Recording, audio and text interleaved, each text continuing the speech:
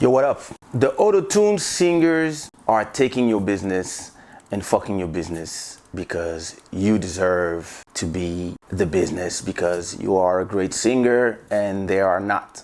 Well, let me tell you, welcome to Inspire. Let me tell you why this is wrong on so many levels. First of all, Autotune it's just a tool. It's just a tool the same way of reverb or delay or equalization is. Nobody actually sings on a record to the microphone and their voice is not processed. What Autotune does, it just helps you reach the correct note if you have the right melody. But it doesn't sing for you, it doesn't do the melody for you. So when somebody's complaining that singers who are using Autotune are taking their jobs, this is complete bullshit. Because the real question you have to ask yourself is, why does a singer that uses Autotune has a hit and you don't? And most of the time is because you don't have a good song. If you don't have a good song, if you don't have a good melody, a good catchy melody that will touch the people, it doesn't matter if you have Autotune or if you have a wave tune or if you melodined or if you whatever or not. You can have the greatest voice in the world, but if you do a shit song, it's a shit song. Yeah, great singer, shit song. Or great singer, bad instrumental, or amazing voice, bad melody. So there's a real question to ask yourself, and I've been thinking about it. You know, I consider myself a beat maker before everything else, and I consider myself a rapper before any singing thing. The first time I sang on with the Autotune was a song called One Love. I really didn't know what I was doing. All I know is this became one of my biggest hits, almost 8 million views on YouTube, hundreds of thousands of CD sales, and lots of money made. There's a question about why somebody who uses Autotune will do a better song than somebody who has all the vocal talent. And of course, it's not all the people who use Autotune who make the great melody and all the people who talent. There's a lot of super talented people who write great melodies. But you also have to think that there's also a lot of amazing singers who have people who do melodies for them. The first question is, did Autotune help a lot of people who would have never sang have the courage to sing? Of course.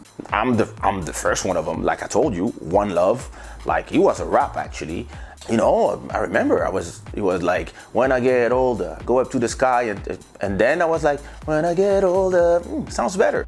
Plug that shit, and boom, and then we had a hit. So of course, the fact that a tool like Autotune helps hundreds of thousands of people who would have never sang get the courage to sing because now they sound good, this is true.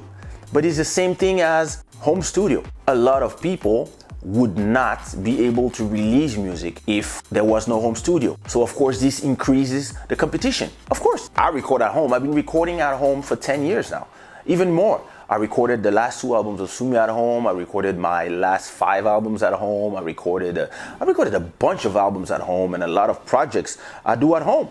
People don't see the difference because technology helps us do this. And of course, back in the days when the studio cost a lot of money, then there were very few chosen ones. But then we could say that there were a lot of people who wouldn't have access to the possibility of recording music, and we would miss out on some amazing talent too. So that's point number one. Point number two, a lot of singers believe that because they have vocal capabilities and they learn at school and they sing very right and they have like perfect ear and all that stuff, that they are supposed to win and they deserve to have the hits because they have the vocals. But this is not true. Before Autotune, there was a lot of people who were great singers but had shit songs. And Autotune or not, if you don't have a song that is appealing to the customer, then nothing happens. If they don't buy it, they don't buy it. It's not a question of, did you use this, did you use that? And a lot of singers are trying to dupe the fans in thinking that, oh, you know, the real do like, but that's because they don't want to play the game. They don't want to play the game fairly. This is a game. Everybody use the weapons that they have, and everybody help themselves how they can. And would you say that a singer like Celine Dion, who has one of the best voices of the world, or Beyonce, who is one of the best singer ever, but they have melodists. They have people who write songs for them sometimes. I mean, some of my favorite songs from Beyonce were written by Neo, for example. Same for Rihanna, same for Celine Dion. Jean-Jacques Goldman wrote probably a lot of the French songs from Celine Dion. There's this woman who wrote all the songs in English, so she's a great interpret. So when you're an interpret, you don't write the melody, you just sing. So you use your vocal technique to sing well, and then somebody write the songs for you. So are you cheating? No. If you have great melodies, but you don't have the vocal technique, and yeah, you can go learn, but you can also use tools to help you achieve what you have in mind. Is it cheating? No. Does it dispense you for working and learning? No, it doesn't. But it's just two different roads to arrive to the same goal, which is expressing yourself. Third, I think there's something that, thinking about it, why do all these people who don't have technique create these amazing songs with amazing melodies? So maybe when you have too much technique and you focus too much on the technique, you end up forgetting that in the end, you're supposed to write songs that have to touch the soul of the people. And you are too much focused on the technique. And maybe it's time to take a step back and ask yourself, hey, what about the soul? What about, you know, when I wrote my song One Love, I was around gospel singers, church singers, R&B singers, and artists that I was producing myself on my label.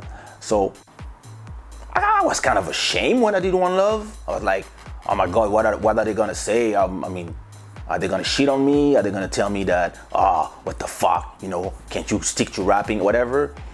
And so the first people that heard One Love, and actually that album, African Bohemian, my fourth album, where I switched from rapping to singing, I went to 10 artists that I really respected and I worked with them, I wrote songs for them, I wrote melodies for them. And I remember going to this gospel singer, letting him hear One Love. And then in the end, I was just waiting for the judgment. And he was like, wow, that was amazing. The harmonies, the thing, well, bro, this is... And I asked him like, but do you mind that I'm using the Autotune and etc.? And he was like, no, the most important part of the song is that it touches the soul. This song made me travel. This song made me feel the love that you had about the person that you wrote the song for. And isn't this the most important? And this is what gave me the courage to put out these songs. Because I had all these amazing singers who every time they heard it, they were like, wow. And nobody came and told me, you're using this. And because everybody focused on the song, the final product. And actually all these people after that told me, can you write songs for me? And I was like, oh, interesting. Because before that, everybody would ask for beats, and maybe sometime they would ask me for help to write. But after that, everybody started asking me for melodies.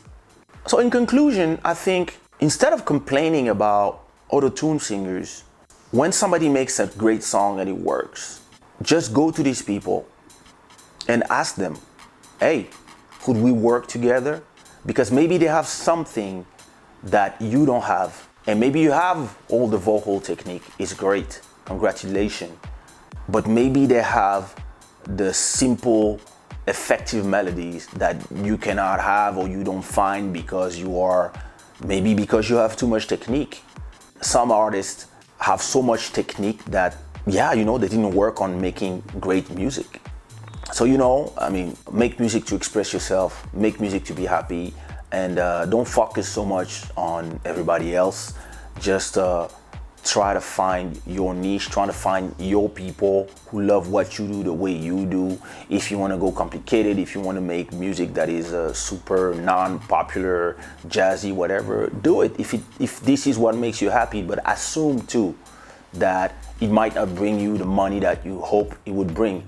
And when you're thinking, wait a minute, let me do some commercial songs so I can pay for my non-commercial work, go find the people who know how to make money. And then maybe you can take what they have and then add your own spice. It's all about sometimes collaborating with people. It's important in my opinion. Well, this was another episode of Inspire. If you have any subjects that you want me to talk about in terms of music, I know some people want me to talk about publishing, about how to make music yourself, about do we need a record label. There's a lot of subjects that I have to touch on. I've been lazy on the recording, but I'm back at it. So don't forget to comment, like, subscribe, and I'll see you in the next one. Peace.